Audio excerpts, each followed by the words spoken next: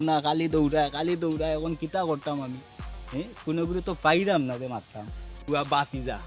আইস ওবার তুই আইবে তুই নাই ও রাস্তা আইবে না আইস তুই আয় তুই আমার টেকায় 4,500 নষ্ট করছস তোর কথা উনিয়া তোর যুক্তিতে আমি গেলাম যাওয়ার পরেও দেখি এখন কোনো খাম হয় না হ্যাঁ ঘরের বউয়ে আমার খান্দাত ঘুমাইতে দেয় না রাইতে লোক হয় হরিয়া